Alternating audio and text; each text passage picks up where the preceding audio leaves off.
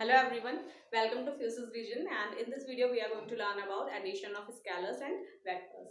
Alright, so addition of scalars, as I told in my previous video that scalar quantities are those physical quantities in which there is magnitude. Magnitude means हमारे पास किसी particular quantity की सिर्फ एक unit है, जैसे कि अगर हम टेम्परेचर मेजर कर रहे हैं तो कितना डिग्री सेल्सियस है या कितना केल्विन है। अगर हम मास मेजर कर रहे हैं तो कितना किलोग्राम इसका मास है, या हम स्पीड मेजर कर रहे हैं, या हम डिस्टेंस मेजर कर रहे हैं तो कितना डिस्टेंस ट्रेवल की है। मीन्स हमारे पास जो कैलकुलेशन करने के बाद या मेजरमेंट करने के बाद हमारे पास सिर्फ एक चीज़ आएगी, और वो होगा सिर्फ और सिर्फ उस पर्टिकुलर चीज़ का मैग्नीट्यूड। तो जिसमें हमारे पास सिर्फ और सिर्फ मैग्नीट्यूड कैलकुलेट करना होगा वो हमारे पास स्केलर क्वांटिटी होगी। And addition of scalars is done in such way that magnitude is added over magnitude. Means magnitude के ऊपर हम सिंपली मैग्नीट्यूड को ऐड कर देते हैं।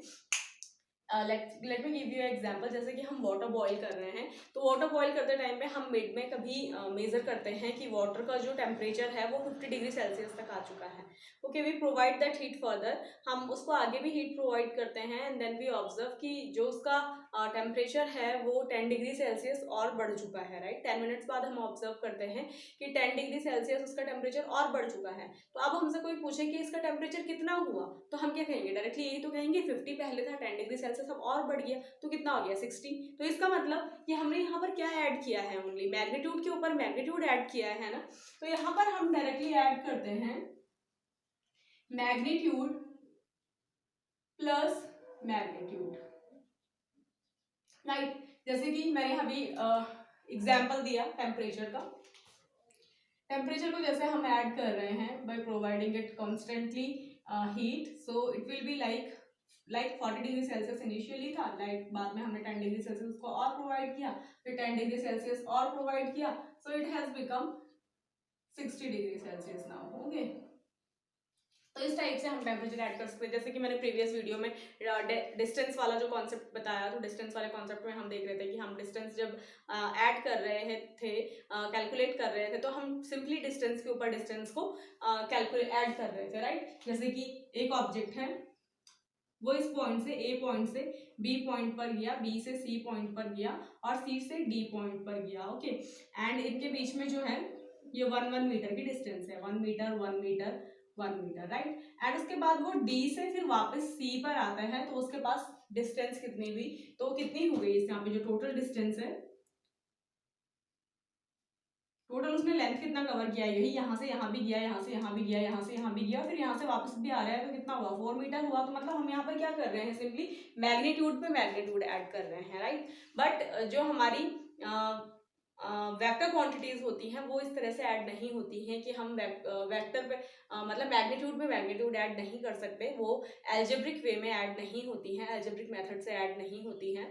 जो हमारी वेक्टर क्वांटिटीज होती हैं वो ज्योमेट्रिक एल्जेब्रा फॉलो करती हैं। Right, so I'm going to tell you only few laws of addition of vectors, because बाकी के जो हैं वो हम हायर क्लासेस में डिस्कस करते हैं, हमारे किसी काम के नहीं है फिलहाल अभी। राइट, क्योंकि हम 9th क्लास की फिजिक्स पढ़ रहे हैं, तो 9th क्लास में अभी वेक्टर एडिशन इतना वास्ट नहीं है हमारे पास। Alright, so addition of vector is done in this way.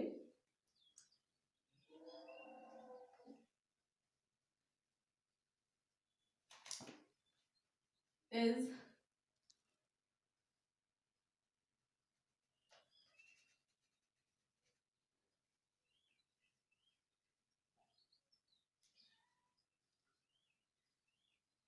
Addition. इसमें जो वेक्टर्स का होता है वो ज्योमेट्रिकल एडिशन होता है। ऑलराइट, मतलब एक तो होता है इसमें triangular law of vector addition, और एक होता है parallelogram law of vector addition, एक polygon law of vector addition भी होता है। But here I am going to tell you about the triangular law and the parallelogram law. Okay, so triangular law में देखिए,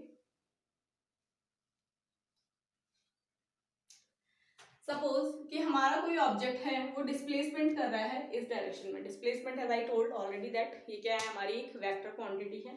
ओके, इस direction से इस direction में गया। ओके, एंड उसके बाद इस डायरेक्शन से इस डायरेक्शन में गया। राइट, बी से ए से बी गया, और बी के बाद फिर सी पे गया। तो इसके बीच में जो हमारी डिस्प्लेसमेंट होगी वो कितनी हुई? Displacement means change in position, means इसके और इसके बीच में पोजीशन में कितना चेंज है? You have to only keep in mind only 2 points while telling about the vectors.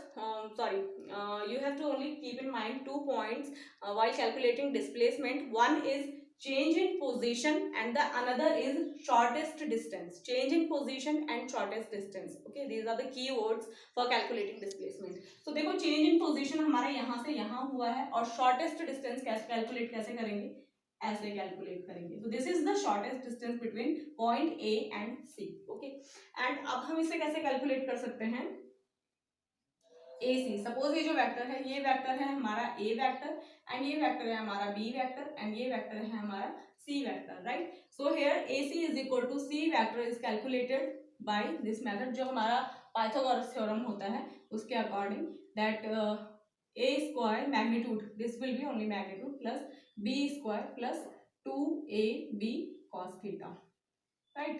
This is how triangular law of addition of vector is done, right. So next we go to the parallelogram law of vector addition.